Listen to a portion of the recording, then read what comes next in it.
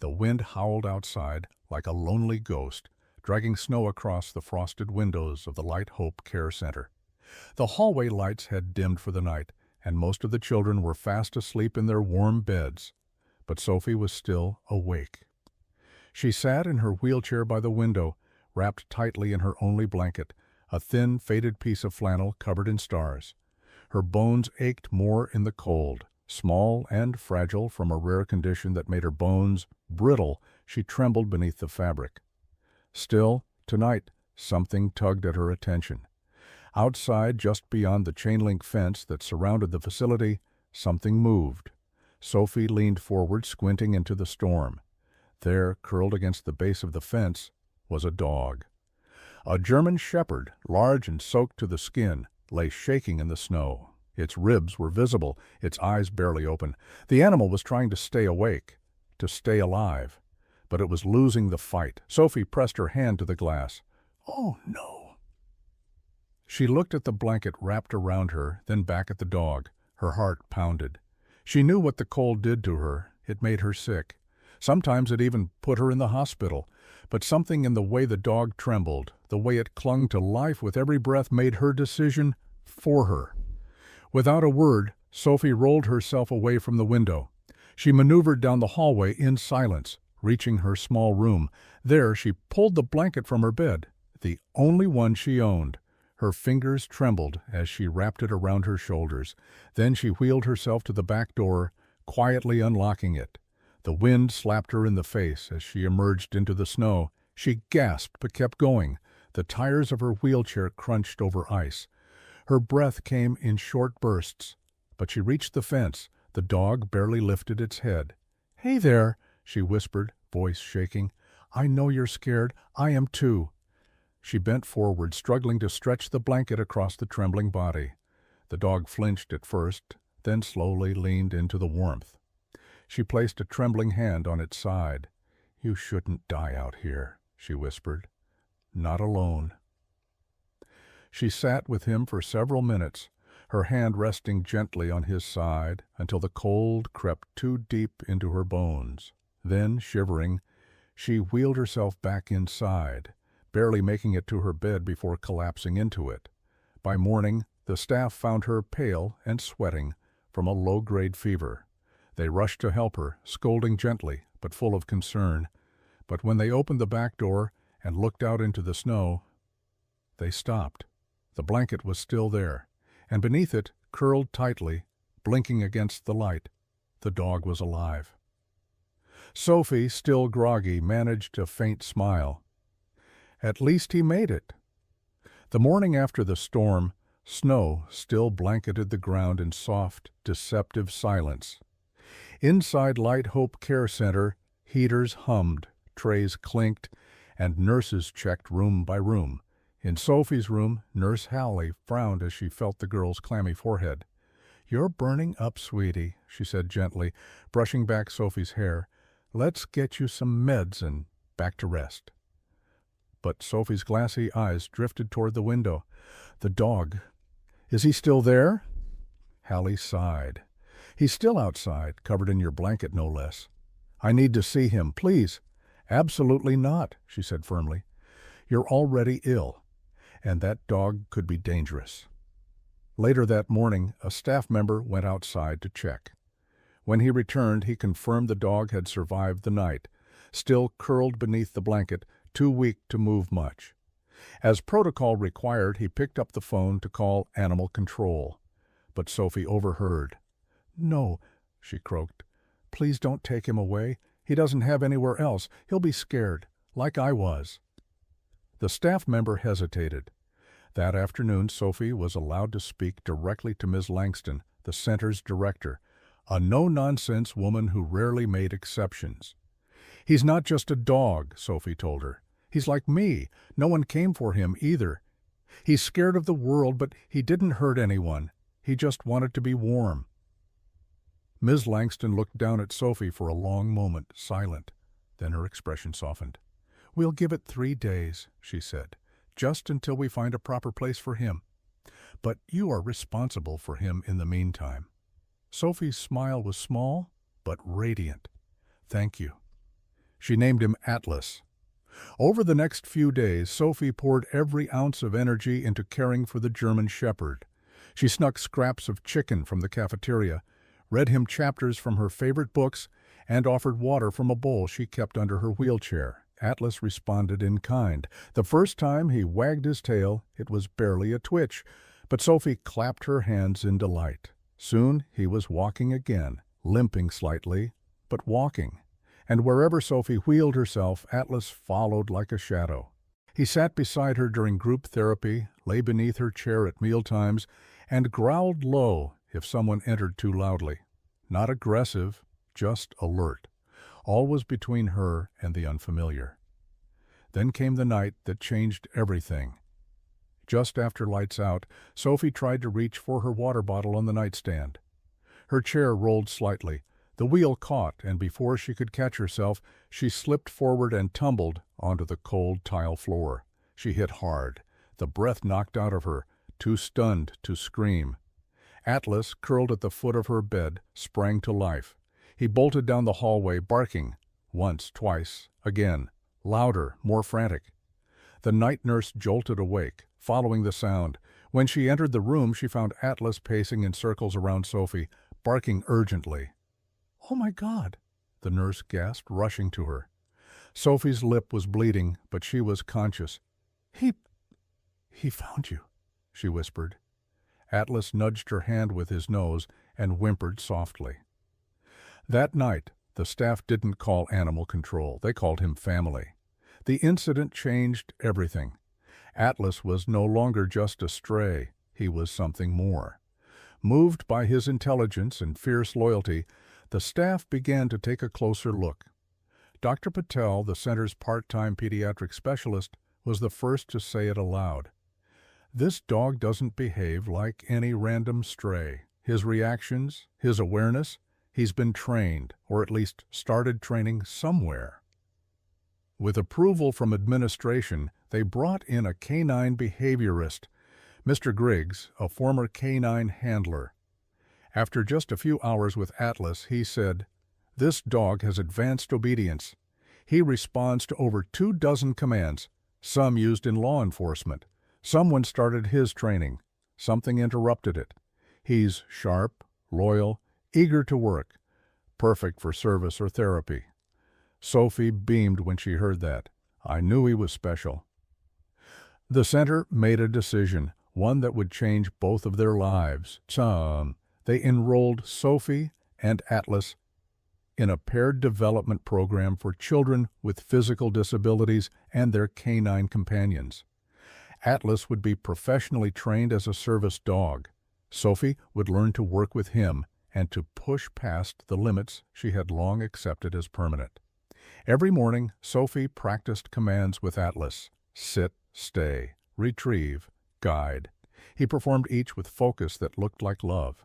He learned to open doors, pull drawers, even gently tug her walker when she practiced walking in leg braces. Each time she stumbled, Atlas was there anchoring her, calm and steady, saying with his eyes, "You've got this. I'm here." The breakthrough came during the center's open heart celebration, where families and donors gathered to witness the children's progress. Sophie begged for one chance to walk across the stage. When her name was called, the room hushed.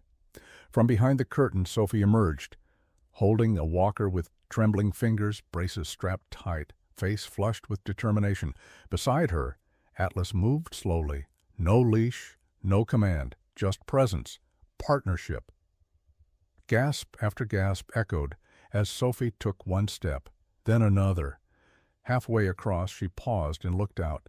"I couldn't do this alone," she said. "But with Atlas, I never have to." The room erupted in applause. Some stood, some cried. Atlas sat beside her, leaning his head gently against her leg. For Sophie, it wasn't just walking, it was flying.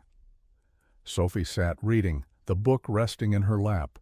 Beside her, Atlas lay with his eyes half closed but always alert. Then he lifted his head. He sniffed the air. His ears perked. His body stiffened. Something was wrong. Seconds later, Sophie smelled it too. a faint hint of smoke. She turned her head toward the far end of the property, where the maintenance shed and storage building stood.